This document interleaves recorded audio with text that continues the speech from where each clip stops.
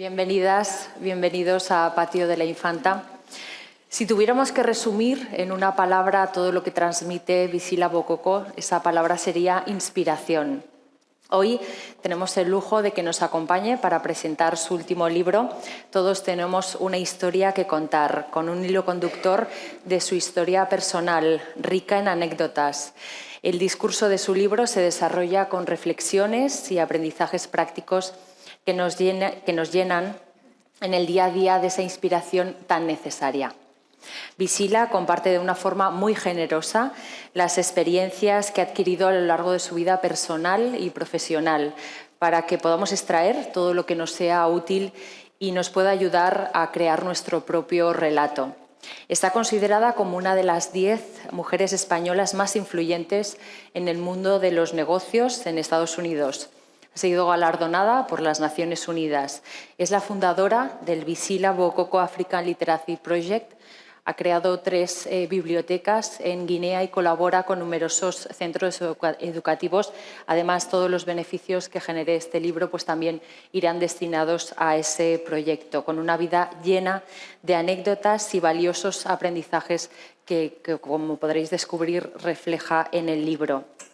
Visila entablará conversación con Loredana Vitale, Loredana a la que tengo que agradecer todas las gestiones para que la presentación de este libro hoy se haya convertido en una realidad. Hace 2 meses me llamó, me dijo, oye Inés, tiene que venir Visila Bokoko a presentar el libro a Zaragoza y he pensado que el mejor espacio para hacerlo es el patio de la Infanta. Desde entonces no hemos parado de hablar prácticamente a diario. Han sido numerosas, como digo, las gestiones que ha hecho para que hoy podamos disfrutar. Así que muchísimas gracias, Loredana. Ha sido un placer poder trabajar contigo y ya os dejo con ella. Gracias.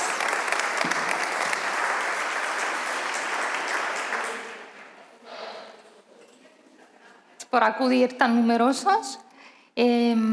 Vamos a dar la bienvenida a Visila, pero Visila, que ya veréis que tiene una personalidad extraordinaria y diferente, pues no le gusta entrar como todas las ponentes, le gusta bailar, le gusta la música y por eso os invito a acompañarnos en este baile, en esta bienvenida a Visila.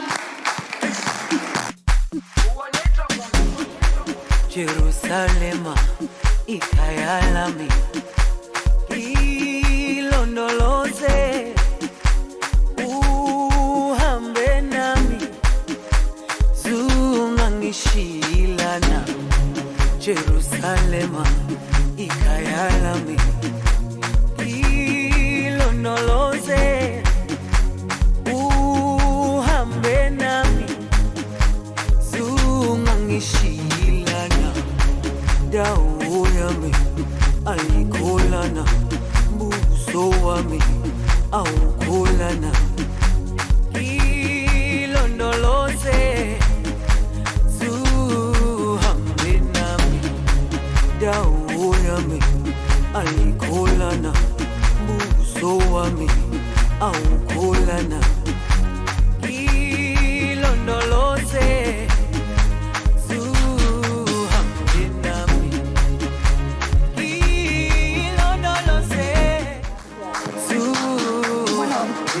Eso, nuevamente bienvenida.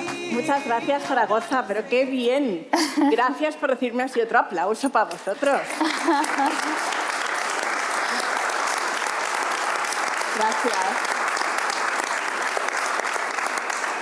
Bueno, eso, bienvenida. Muchísimas gracias por aceptar esta invitación. Además, acaba de amadrinar también otro acto importante aquí de la Fundación, un acto que sirve justamente para promover la acción social tanto de Ibercaja como de CAI conjuntamente. Ella ha sido madrina y esto de ser madrina le debe venir ya como de... Vamos a esperar. ¿Se oye? Sí. Sí. Gracias. Le debe de venir de serie, porque ya veremos mientras destripemos un poco el libro y veamos casi página por página, bloque por bloque, el recorrido que ha hecho en él, cómo es madrina también de otras cosas. Entonces, bueno, yo personalmente te agradezco haber aceptado esta invitación y haberme dejado hacer para que Zaragoza te pudiera brindar todo este cariño que espero estés cosechando en estos días. Gracias. Bueno, yo lo primero que me gustaría, aunque no ha sido exactamente el principio de tu libro, pero desde luego es una de las partes más focales de él, es cuando tú descubres el propósito de vida. Quiero decir, tú haces un recorrido en este libro muy íntimo y por eso además te felicito, porque es un libro en el que con mucha intensidad vives tus miedos, tus fracasos, tus superaciones, tus éxitos. Y yo creo, como escritora que soy también, que es lo más difícil que se puede hacer y con tanta honestidad y tanta intensidad como lo has hecho tú. Entonces, en un momento dado hablas de este propósito de vida y creo que lo descubres cuando llegas a África, ¿no? Como ella llegó a África con 35 años, si no recuerdo mal, Sí. y como dices, tú eras una africana descafeinada. Te dejo para que nos lo cuentes. Bueno, siempre me describo como una africana descafeinada porque yo, por supuesto, tengo raíces africanas, como es obvio, y sin embargo, pues no había tenido la oportunidad de pisar mi continente. O sea, yo siempre me había criado en todos los colegios siendo la única niña negra. De hecho, yo descubrí que era negra con 7 años. Os parecerá una tontería, pero cuando naces en un país donde eres siempre la única, pues me acuerdo un día que la profesora nos cambió de sitio en clase y entonces a los que hablaban mucho nos puso delante, o sea, y dijo, bueno, pues te sientas al lado de este niño, y este niño se puso a llorar como si no hubiera mañana y empezó a gritar diciendo, me voy a volver negro como ella, por favor, no me sentéis con ella. A mí no estaría mal que me colorearas un poco, ¿eh? Porque... Luego te paso un poquito. Pásame un poquito. Y entonces, claro, yo me quedé muy perpleja, pero la profesora se quedó más perpleja todavía, porque en ese momento tampoco ella sabía muy bien cómo gestionar esto. Entonces me dijo, ven. Y me sentó al lado de una niña que me miró como diciendo, bueno, pues si mi destino es ser negra, lo acepto, ¿sabes? Pero claro, yo me quedé muy confundida y mis padres, pues cuando yo les conté esto, me dijeron, mira, eres negra, eres mujer y con eso vas a tener que lidiar toda tu vida. Y además, como primera generación de inmigrantes nacida en España, todo lo que tú hagas va a tener una trascendencia en los demás, porque vas a generar estereotipos. Con lo cual ese día no solamente me di cuenta de que era negra, mujer, sino que además llevo el continente de África aquí. Y cambiaron muchas cosas en mi infancia porque mis padres en ese momento se dieron cuenta de que ya no me podían educar como a todo el mundo. Y me cambiaron las lecturas completamente. Además fue el día que me echaron a la basura todos mis Super Pops. ¿Os acordáis de la revista Super Pop? Y yo los coleccionaba. Tenía exámenes al día siguiente y mi padre me pilló pues, mirando las revistas porque yo pensé, ay, voy sobrada. O sea, yo de esto sé. Y nada, y entonces me tiraron toda la basura. Pero desde que era muy pequeña recuerdo que tenía que leer acerca de qué era el panafricanismo. ¿Quién era Juan Nkrumah? ¿Quién era Jomo Kenyatta? Tenía que estudiar sus biografías. Recuerdo estudiar todo lo que pasaba en el apartheid. Lo vivíamos muy de cerca en mi casa. También tenía que entender el concepto de negritud. ¿Qué es ser negra en el mundo? ¿Es lo mismo ser negro en Estados Unidos, ser negro lo mismo en África o en el Caribe o en Europa? No son las mismas circunstancias. ¿Qué heridas te deja la esclavitud y qué heridas te deja la colonización? Son diferentes para la psique de cada persona. Entonces yo conocí África a través de los libros. Y emocionalmente a través de mis abuelos, a través de sus historias. Pero por eso me defino como una africana descafeinada porque nunca había puesto en el pie en el continente. Y el día que lo hice, que fue mi regalo de cumpleaños 35 que me hice a mí misma, pues decidí ir a Ghana. Y no fui a Guinea Ecuatorial porque mi marido no habla ni una palabra de español y todas mis navidades y todos mis veranos soy traductora simultánea. Y yo no sé si habéis estado en una mesa todo el rato traduciendo lo que dice el otro. Entonces dije, mira, la primera vez que voy a África, esto de traducir como que no. Voy a ir a un país donde hable inglés y por lo menos la primera vez pues que los dos nos enteremos de lo que pasa. Entonces yo cuando hice ese viaje cambiaron muchas cosas. Para empezar, la primera noche que llegué a las 11 de la noche al aeropuerto de Accra, de repente veo que todo el mundo es negro. Era la primera vez en mi vida que estaba en un sitio donde todo el mundo era negro, porque en España era siempre la única. Y luego en Estados Unidos pues hay tanta diversidad pues que no me definía como negra o nada, porque allí hay todo tipo de razas. Pero claro, llego a un aeropuerto y digo, madre mía, ¡wow! Y entonces yo estaba fascinada en ese viaje Y un día pasó algo mágico. Pasó un día que el guía que nos llevaba, que era un señor de allí, me dijo, mira, hay un negro americano que se ha hecho las pruebas de ADN y resulta que ha descubierto que sus raíces vienen de Ghana y se ha construido una casa aquí, en Ghana, cerca de Kumasi. Y entonces me dice, ¿os importa que vayamos a ver una verja que está construyendo? No, claro, vamos. Vamos y entramos en Kokofu, que es un pequeñito poblado. Eso. Y entonces el chief de Kokofu llama al guía, que él era de ahí, y le dice, ¿cómo que has venido a Kokofu y no has venido a saludarme? Para los africanos que estamos en esta sala sabemos lo que eso significa, cuando no saludas a los mayores y las jerarquías. Se lía la de Dios. Entonces el señor le dijo, mira, he venido de casualidad porque voy con unos turistas americanos. A mí me da igual, te presentas inmediatamente en el palacio. Y era un palacio de verdad, o sea, con unos leones de piedra. Entramos y me dice el señor, lo siento mucho, pero tenéis que venir conmigo. Yo, claro, esto es la pera, vamos. Total, que cuando llego allí me encuentro unos señores maravillosos, había un montón de hombres, había una reunión de ancianos, un consejo de ancianos, iban llenos de oro hasta arriba, con razón se llamaba la Costa del Oro, Ghana antiguamente, y claro, iban vestidos con unas túnicas maravillosas de colores. Y entonces yo recordé en ese momento los libros de tribus que tenía en casa y dije, anda, son los Asantis, estoy con los Asantis. Y entonces ellos hablaban y me dijeron, mira, aquí no puedes dirigirte directamente al rey, es como un rey, porque antes de la colonización teníamos una organización completamente diferente que era la nuestra. Y a él todavía se le daba ese respeto de rey. Y me dijeron, no puedes dirigirte directamente, se habla a través de un lingüista. Entonces el lingüista le decía, os da la bienvenida. Y yo, pues dile que muchas gracias. Y así iba de un lado a otro hasta que el rey de repente dijo, quiero hablar con esta gente. Y se sentó delante de nosotros y empezó a decirnos que le encantaba Estados Unidos, que sus hijos habían estudiado allí. Y me mira fijamente y me dice, tú vas a ser la reina del desarrollo aquí lo tengo apuntado. de Kokofu. Y digo, pues sí. Y mi marido, Es que me encanta ¿no cómo sabes se lo que está tu marido. Me dijo, no sabes todavía lo que te van a pedir, tú espérate, que tú sabes que esta gente seguro quiere algo. ¿Tú has oído la palabra reina? Es lo que yo le contesté, porque es lo único que yo he oído. Yo me vi ya con mi corona magnífica y dije, yo soy reina, yo soy queen. Es lo único que yo oía era queen. Sin duda lo eres. Exacto. Sin duda lo eres. Y entonces cuando ya se me bajó la vanidad, dije, bueno, pero ahora ¿qué queréis que haga por vosotros? O sea, ¿qué significa esto de ser reina del desarrollo? Y entonces me dijo, mira, eso te corresponde a ti saberlo, yo te voy a dar un trozo de tierra y tú haces lo que quieres con este trozo de tierra. Y a los 3 días, exactamente, o sea, no es que tuve ninguna situación mística ni mucho menos, pero me di cuenta de si yo había conocido África a través de los libros, muchos de esos niños también podrían conocer el mundo.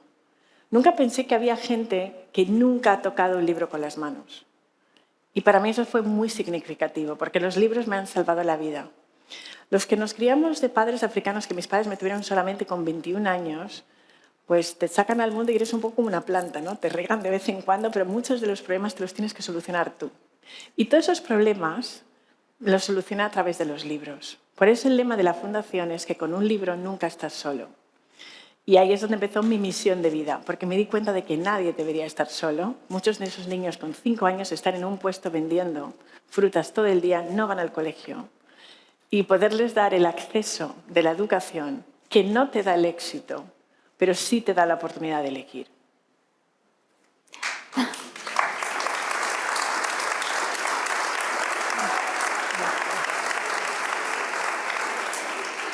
Visila, ¿cuánto crees que es importante encontrar el propósito de vida? Porque realmente no todo el mundo es capaz de encontrar o tener esa iluminación, y luego si realmente es posible que uno pueda cambiar más de un propósito de vida. Quiero decir, al final cambiamos, cambian las circunstancias.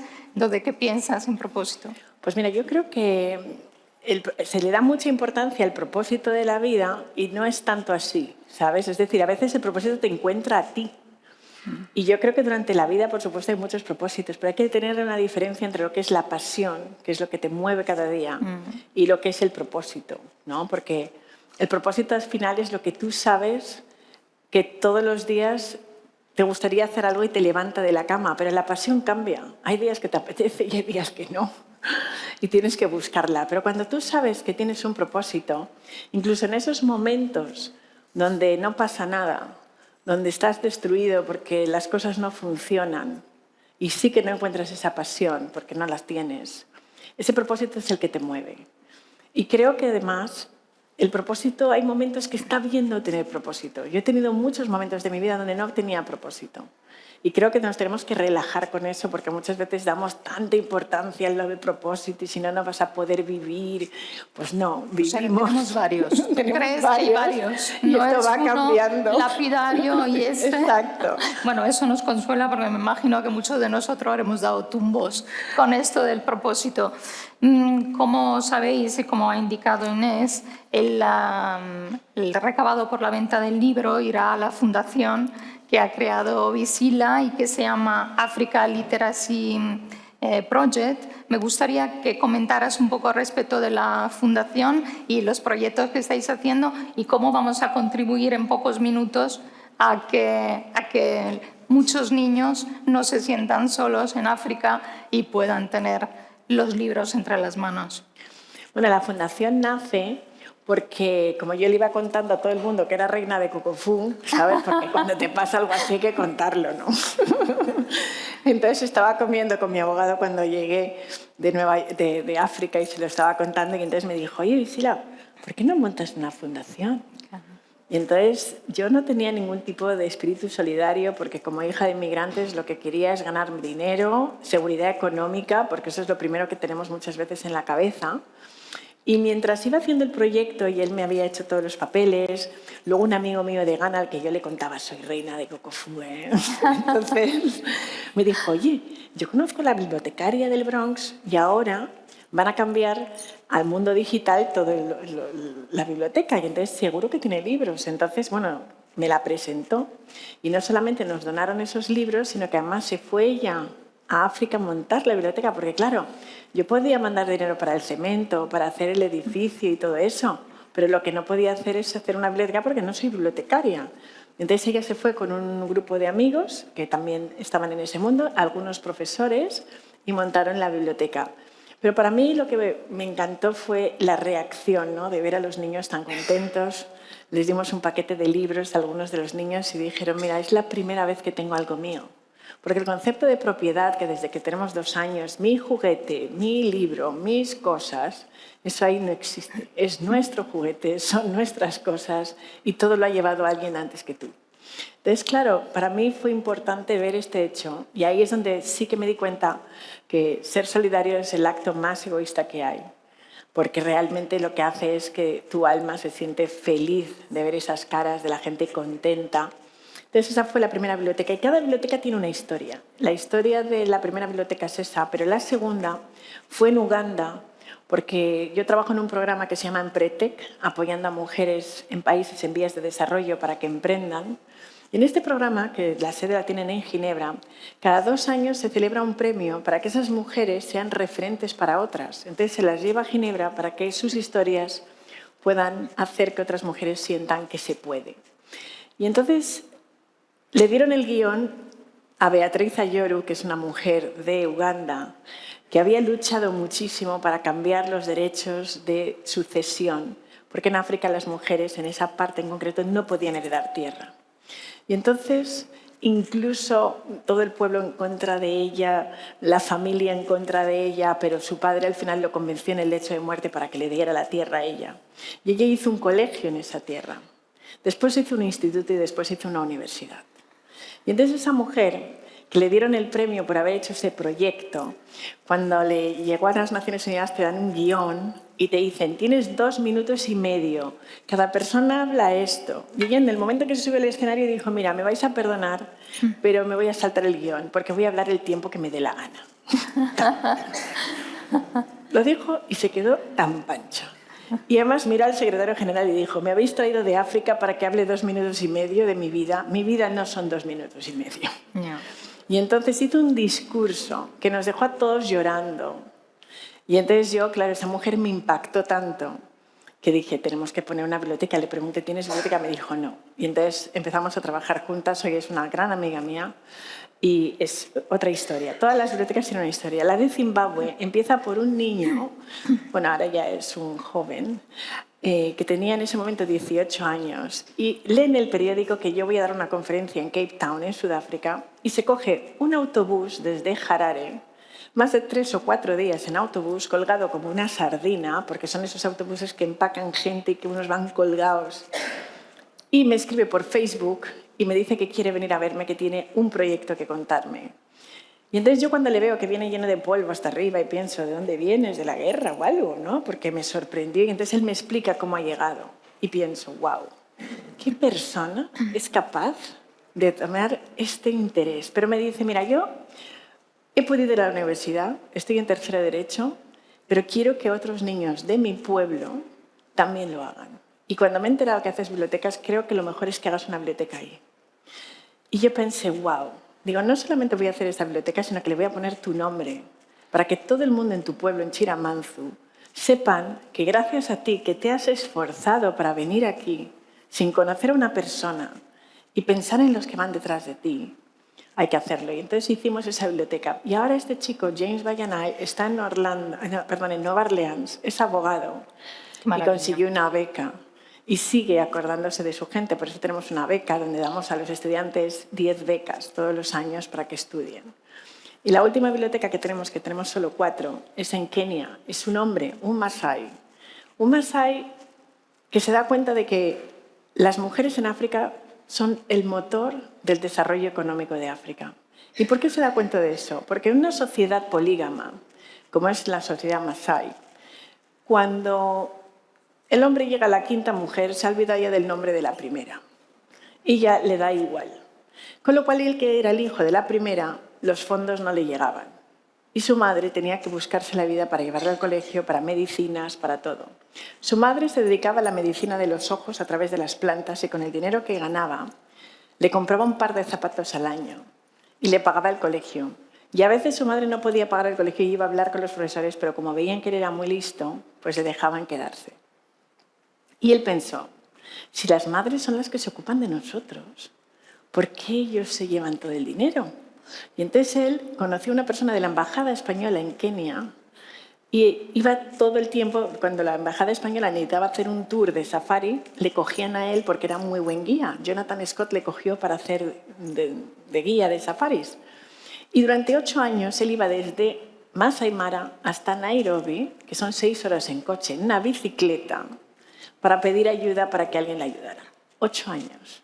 Imaginar, por eso digo que nunca hay que rendirse. Rendirse no es una opción. Porque si él no hubiera hecho esto, no hubiera encontrado a mi amiga Rosa Escandel, que es una amiga mía de Alicante, que cuando oyó la historia de este Masái dejó toda su vida y se fue a vivir con él, allí, con las mujeres masáis, y decidió intentar ayudarles. Imaginar que compartía agua con los hipopótamos, que os parece difícil, pero ellos se bañan en el mismo agua, beben ese mismo agua. Y ella estuvo 6 años, ahora mismo está enfermísima, no puede comer casi nada porque está llena de un montón de parásitos, porque no estaba acostumbrada a todo eso. Pero ella dijo, voy a ayudar a estas personas. E hizo proyectos. Igual os suena el proyecto de Picolinos. Pues esta mujer es la fundadora de AdCam y trabajó con Picolinos y ahí es donde yo les ayudé a hacer esa campaña Masái para que esa campaña fuera por todo el mundo. Y entonces el primer evento que hicimos en Naciones Unidas con Olivia Palermo para que este evento se supiera qué estaba pasando en esta comunidad, pues hicimos la biblioteca. Pero lo más bonito que ha pasado con ese proyecto no es las artesanías y esas sandalias tan maravillosas que hacen esas mujeres, sino que los hombres han cambiado su dinámica de comportamiento con esas mujeres. En un principio querían matar a mi amigo William, que es el Masái, porque decían, tú para qué empoderas a estas mujeres, no nos van a respetar, tú de qué vas. Pero luego se dieron cuenta de que los hijos estaban mejor alimentados, que iban al colegio, que tenían acceso a sanidad y que además lo hacían en comunidad. Porque las mujeres colaboraban entre todas. Y los hombres empezaron a ayudarlas a coser los zapatos cuando había una fecha de entrega. Los hombres les decían, no te preocupes, yo te ayudo con los niños, tú acaba porque entran euros en casa. La práctica, la practicidad. Entonces, cada biblioteca tiene una historia que contar. Y el libro lo que trata es que haya muchas más bibliotecas. Y eso nos damos cuenta de los cambios que hemos visto en los niños cuando hay bibliotecas. Uno de mis niños, Paul, por ejemplo, su sueño, ser piloto, pues después de 10 años ha conseguido pilotar un avión. Mucha gente así, que a través de los libros se ha podido inspirar y a través de esas inspiraciones se han dado cuenta de que es posible, porque cuando tú cambias tu manera de pensar, cambias tu realidad. Y lo han conseguido y tú estás contribuyendo a ello. En África, ¿descubriste algo de ti que no conocías? ¿Algo que se había quedado ahí dormido? Yo creo que en África descubrí muchas cosas que estaban dormidas, ¿no? Sobre todo esa parte solidaria que no sabía que tenía, pero también me di cuenta de una cosa importante y es que siempre pensamos en África en que hay que ir a África a ayudarle, que necesitamos ayuda, pero África me ayudó a mí. África me ha dado muchas cosas porque sobre todo me conectó con las raíces de verdad y con una serie de valores, como son los valores de los mayores, la familia. Y creo que muchas veces pensamos, oh, vamos a salvar a África, pero África nos salva a nosotros. Bueno, con tanta intensidad seguro que debe de remover la vida de uno, ¿no? Cuando entras en contacto con esa realidad. Te quería preguntar justamente al hilo de lo que dices de las relaciones familiares. Además, veo que está Pamela ahí grabando. Hola. Bueno, las relaciones familiares me parece un poco también como lo decías tú antes, han sido por un lado un gran anclaje a tus raíces y por otro lado también un freno, ¿no? Que te han creado como una dicotomía entre lo que eras y lo que tenías que hacer. Entonces, ¿cómo has podido sobrellevar tanto peso, tanta responsabilidad de esta generación nueva que nacía en España y lo que es luego tu identidad? Bueno, yo tuve muchísimas crisis de identidad cuando era pequeña, ¿no? Porque por un lado tienes una vida en casa con una serie de costumbres diferentes, una manera de gestionar las cosas y luego vas a la calle y las cosas son de otra manera, ¿no?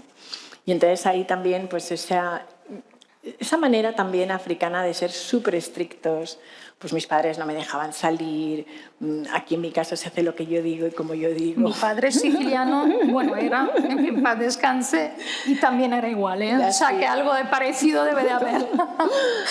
Y luego, pues culturalmente había muchas diferencias, ¿no? Yo recuerdo cuando mi abuela vino a España, que le dijo a mi padre, ¿tú por qué crías a estos niños como si son blancos y no son blancos, ¿no? Y entonces nos tenía todo el día cocinando, cosiendo, limpiando, lavando, bueno. Pero, claro, al final también ha sido la que me transmitió esas historias familiares. Pero, claro, también hay un momento de ruptura, ¿no? Porque eso de que te dicen las cosas tienen que ser así. Mi padre tenía un sueño y su sueño era que yo me quedara en el despacho, él es abogado y teníamos que ser todos abogados y ella trabajar como abogados.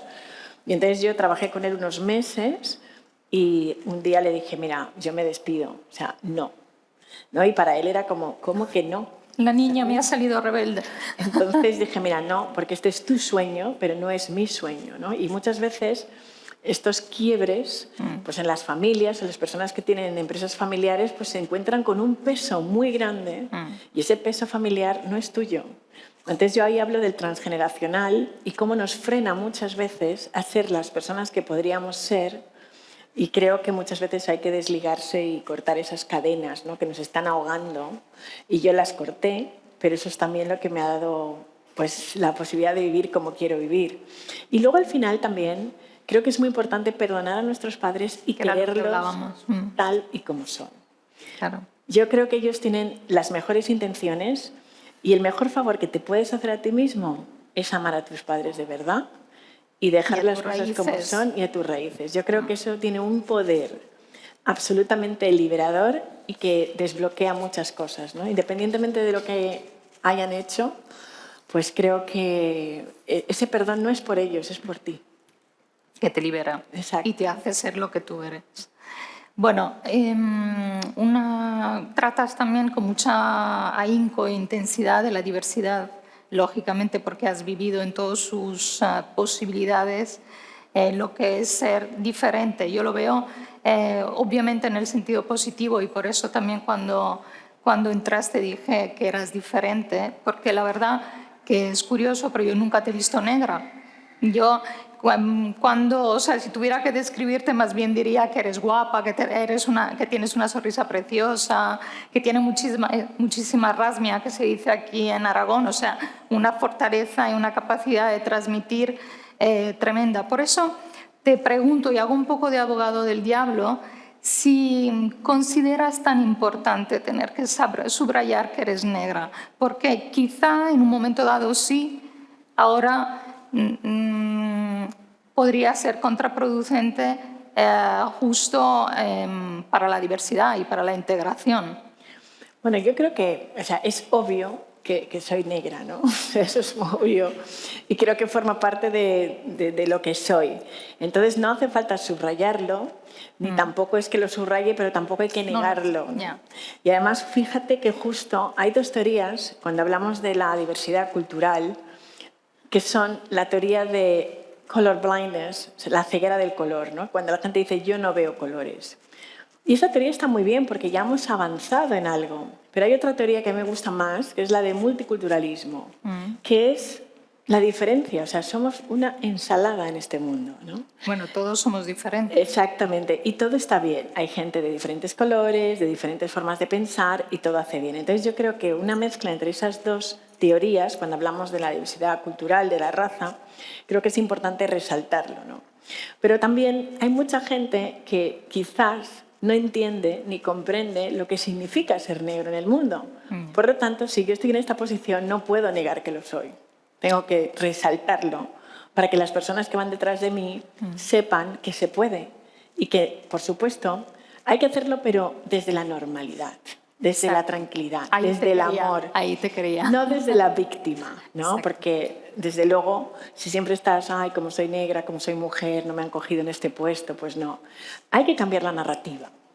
Y la narrativa es que tú tienes que creer en ti, seas del color que seas, vengas de donde vengas, tú escribes tu historia, ¿no? Y yo lo he hecho de esa manera precisamente porque la diversidad es un superpoder. Y ese superpoder lo puedes utilizar. Yo tengo una amiga en Nueva York que hicimos una conferencia en Microsoft y era para las personas discapacitadas porque la tecnología les está apoyando mucho.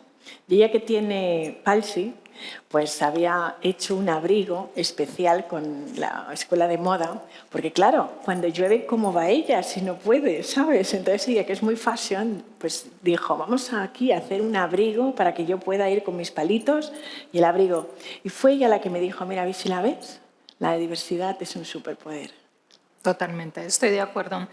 ¿A qué factores consideras que es debida la discriminación? Porque yo creo que quizá hoy en día, más que un tema de raza, es más un tema social, económico, ¿no? No tanto relacionado con el color de la piel. Bueno, yo creo que es cierto que en ciertas esferas el color se ve menos, ¿no? Pero también creo que es una cuestión de falta de conocimiento. Y en mi caso yo siempre pienso que si alguien tiene un prejuicio no le puedo ayudar. No, es una cuestión muy personal, es decir, no hago problemas de los demás míos y creo que cada uno tiene que educarse y sanarse si tienen ese tipo de problemas, ¿no? ¿Y cómo definirías la diversidad y por qué crees que es tan importante integrar toda la diversidad que hay en el mundo? Mira, yo siempre describo la diversidad como que te inviten a una fiesta, ¿no? O sea, me gusta compararlo con eso y sobre todo la inclusión es que te saquen a bailar. Y que te quieras quedar, ¿no? Y entonces, pues muchas veces hablamos de diversidad, pero estás ahí en un trabajo, pero nadie aprovecha tus recursos, ¿no? Y está muy bien que pongamos esos anuncios tan bonitos con gente de todos los colores, pero luego vete a no sé, al consejo de administración de muchas de las empresas que hacen esta publicidad y verás que no son diversos. Entonces, para mí, en realidad la diversidad sí es muy bonita, es una fiesta fantástica, pero que nos saquen a bailar. Aún no la han hecho realidad en todos los lados, ¿no? Exactamente. Me ha gustado mucho en uno de los capítulos que hablas de la sensación de ser invisible. O sea, me imagino a ti llegar a Nueva York, ver gente de todos los colores, de toda la raza, de todos los tamaños y tal, y decir, por fin no me ven. Entonces debe haber creado también una doble sensación de soledad y de alivio. Sí, exactamente como lo describes, ¿no? Porque yo recuerdo el primer año viviendo en Nueva York, claro, me sorprendía que nadie me mire, porque yo recuerdo estar aquí en Teruel, en la matanza del cerdo, y que la gente saliera de las ventanas a mirarme, ¿no? Y cuando fui al colegio por primera vez, a un colegio nuevo, la directora nos paseó a mi hermano y a mí por todas las clases para que nos vieran. Y yo, imaginaros clase por clase, y cuando llegamos a los de tercero de Bupicou, que para un niño de 10 años son señores, y todos mirándonos y nos tocaban el pelo. Entonces, claro, yo quería morirme en ese momento, porque decía, por favor, decía, venir, venir, que nunca han visto unos niños negros. Y nos paseaban clase por clase, mira. El espécimen tremendo. Entonces, claro, pasas de eso a que te caes por la calle y no te recoge nadie, ¿sabes? Entonces, claro, para mí fue un choque. De un extremo a otro. Exacto, de un extremo a otro, ¿no? Y dices buenos días en el ascensor y alguien te mira como diciendo, ¿tú quién eres? ¿qué te pasa? ¿Sabes? Aquí nadie se saluda en el ascensor. Entonces, claro, para mí fue pues, un choque de trenes cultural, porque pasé de una cosa a otra, ¿no? Entonces sí que hubo momentos, Nueva York al principio fue bastante hostil, no me recibió con los brazos abiertos, ¿no? Como tú esperabas, ¿no? Bueno, hay un amplio bloque central en tu libro muy interesante en el que hablas de la caída del Empire State, hablas del miedo como gran maestro, de mujer, levántate, o sea, unos mensajes muy potentes, y hablas sin tapujos de tu despido, de los fracasos, de la gana de superarte, de buscar alternativas, etc. Y yo encuentro realmente que es un gran regalo el que nos haces, porque considero que hay que normalizar estos hechos. Son parte de la sociedad y no solo eso, son parte de una vivencia, en este caso tuya personal, pero me encanta que la hayas hecho universal, porque en muchos de nosotros seguramente nos habremos reconocido o nos reconoceremos cuando leeremos el libro en este fracaso y caer y levantar. Y yo de verdad te lo agradezco. Y imagino que justamente fue ese el mensaje que quisiste transmitir, ¿no? Justamente, oye, que aquí nadie tiene un estigma porque lo han despedido, sino que hay que seguir adelante. Sí, yo creo que muchas veces, incluso cuando las personas te ven como una persona exitosa, piensan que todo ha sido un camino de rosas y no ha sido siempre así. Y claro, yo llegué muy rápido a ser la directora de la Cámara de Comercio de España y Estados Unidos cuando tenía 31 años y, lógicamente, pues en un momento muy importante de las relaciones entre España y Estados Unidos, cuando pasábamos de ser un país muy simpático, qué bien, aquí pues puedes tener sol, playa, la gente es muy simpática, pasamos de exportar producto a invertir y a enseñarle a los americanos que podíamos hacer cosas que ellos no sabían. Entonces yo entro en la Cámara en ese punto de las relaciones donde España absorbe bancos, crea energías renovables, está enseñándole a los americanos cómo se gestionan las carreteras a través de las empresas privadas, cosa que no existía ese modelo en Estados Unidos. Entonces pasamos de tener ese complejo de Paco Martínez Soria a pensar, oye, somos buenos haciendo lo que hacemos. Entonces, claro, yo estaba feliz de ser esa representante y estar en las mesas de negociaciones con personas que podían respetar, y yo me sentía súper feliz. Pero ¿qué ocurrió? Cuando eres joven y tienes éxito, el mayor enemigo del éxito es la arrogancia. Y a mí se me subió a la cabeza como un pavo real esto de que era directora de la Cámara, y entonces decía, aquí pincho y corto como yo quiero. Había tenido unos jefes que me habían dejado hacer muchas cosas y yo les decía, mira, vamos a crear un comité de moda porque aquí nunca nos hemos ocupado de fomentar la moda española. Y mi jefe me decía, vale, muy bien, móntalo. Y yo montaba el comité de moda y hacía desfiles, y hacía esto y hacía lo otro. Bueno, pues ahora voy a crear el premio del joven empresario. Ah, perfecto. Y entonces creamos el premio del joven empresario. Pero claro, vino una administración nueva y yo no me supe ajustar a las nuevas reglas del juego. Y entonces pensé, pero si estos no saben nada, la que lleva aquí sabiendo todo eso soy yo. Y entonces, claro, pues no le respetaba, y entonces pasaba de lo que me decían A, yo decía, pues esto es B. Y un día llegué a la Cámara de Comercio que estaba en el Empire State, por eso se llama este capítulo La caída del Empire State, y me dijeron, te vas, estás despedida. Y entonces, claro, en Estados Unidos siempre te echan los viernes a las 3 de la tarde para que pases un fin de semana muy bueno. Y entonces eso me pasó a mí.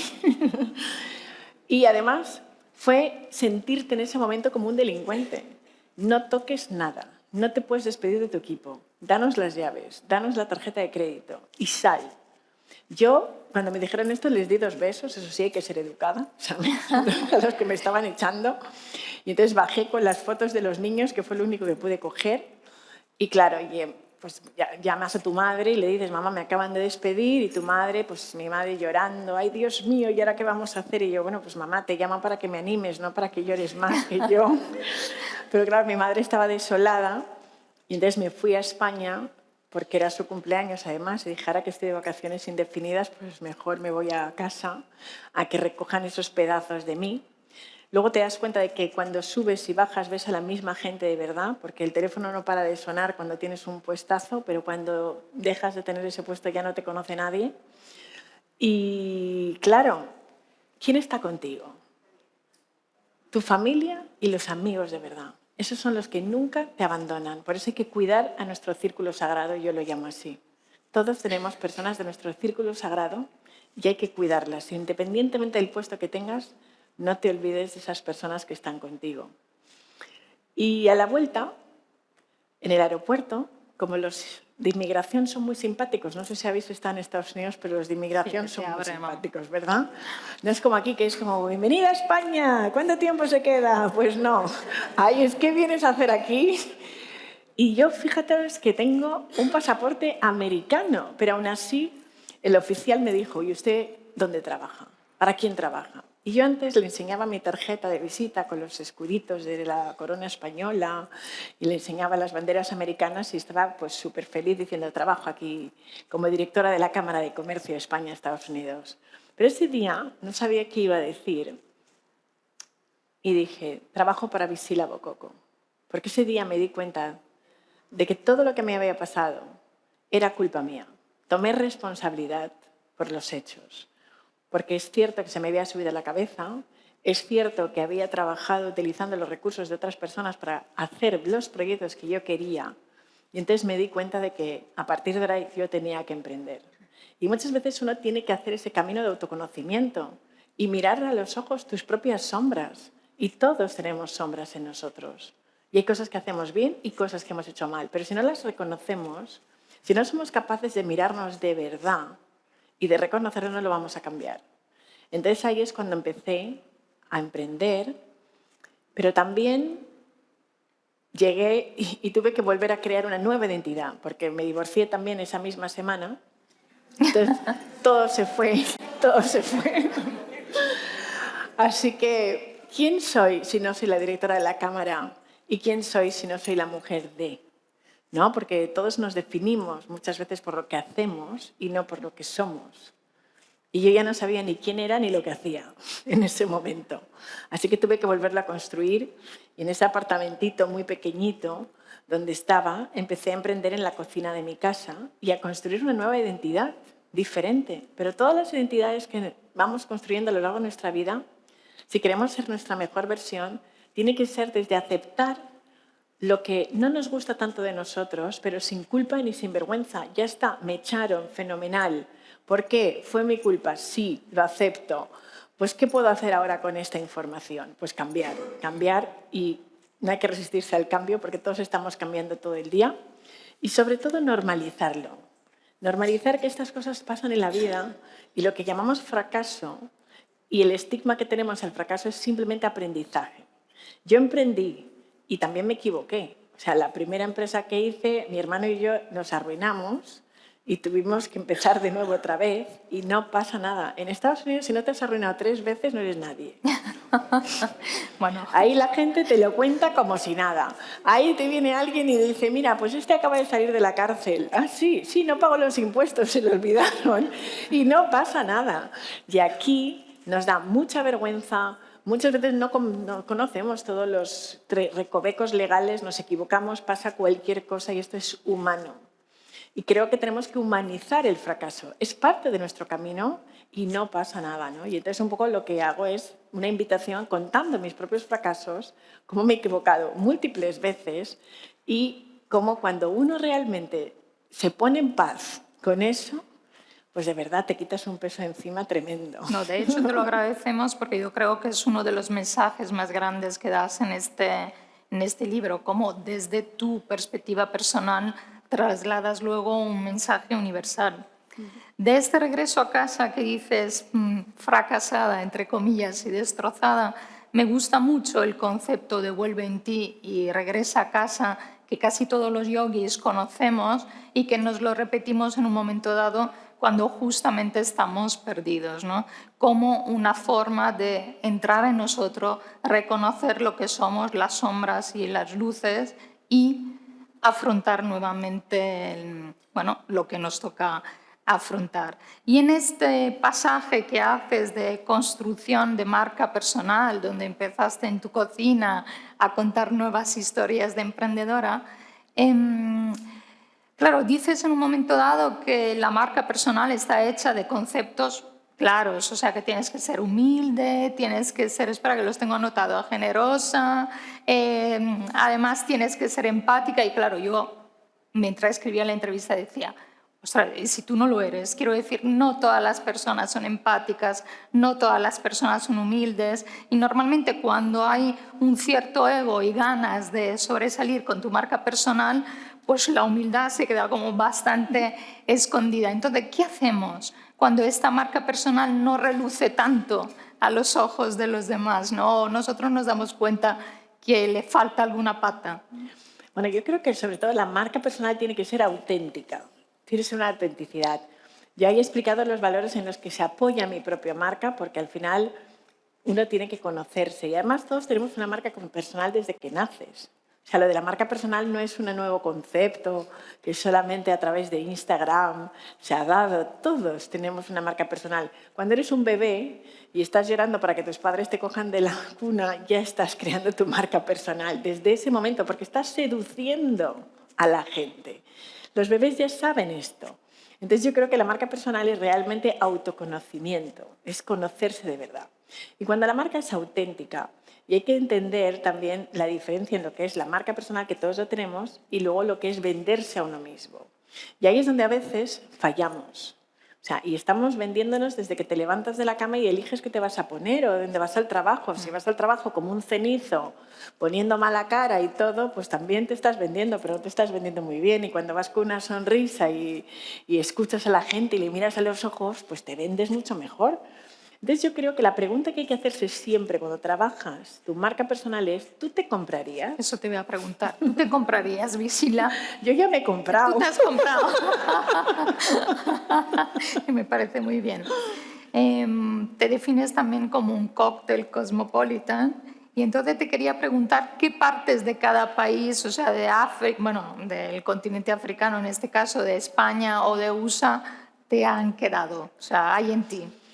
Mira, es difícil decidir, ¿no? Porque a mí siempre me dicen, oye, ¿pero dónde te sientes más? Y digo, ¿cómo voy a elegir? ¿No? Porque al final, siempre, cuando era pequeña, tenía siempre esa dicotomía, ¿no? Porque la gente me decía, ¿de dónde eres? Y yo, de España. ¿De España de dónde? Y yo, de España. ¿Pero de dónde? De toda España. Tú dime de dónde vienes. Y yo, claro, me acuerdo una vez un vecino nuestro, mi hermano tenía 3 años y le hacía la misma pregunta y mi hermano se puso a llorar. Te he dicho que de España. Porque ella no sabía qué decir, ¿no?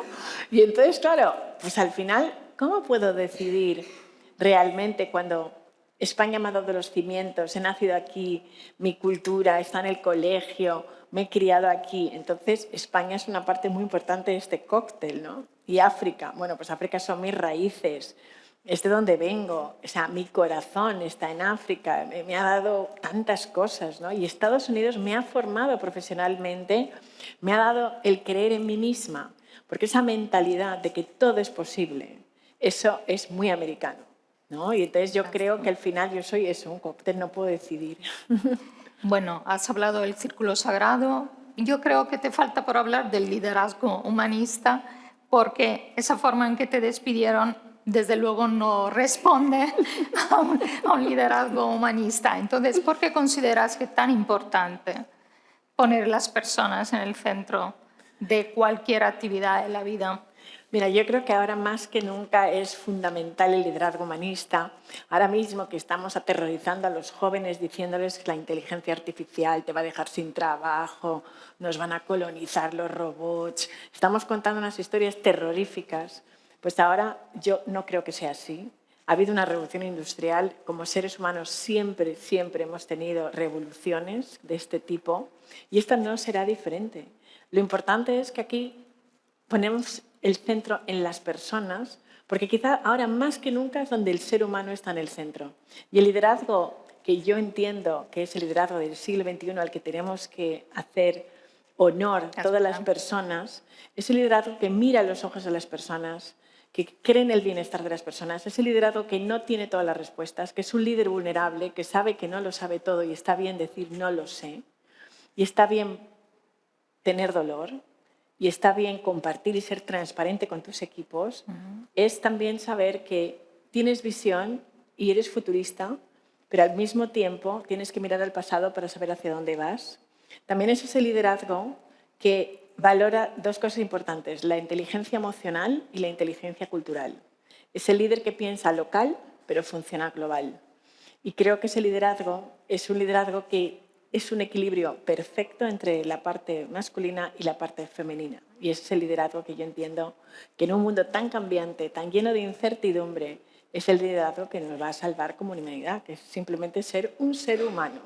Punto. Bueno, con este mensaje yo diría que podemos despedir y agradecer a Visila por haber compartido su pasión, su visión y este mundo maravilloso que está creando ella desde su ser hacia el exterior.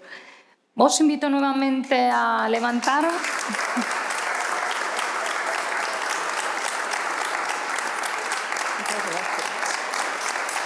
Os invito a levantaros y a despedir, al igual que hemos empezado, con música, con alegría y con baile a esta maravillosa mujer.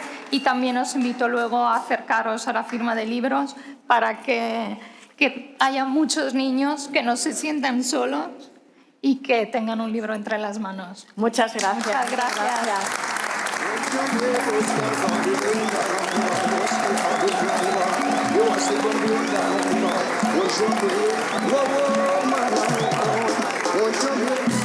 Pamela, ven aquí, primita. Vamos a enseñarles a bailar chubús. Vamos a traer África. Traer África a Zaragoza. Venga, venga. Claro que sí.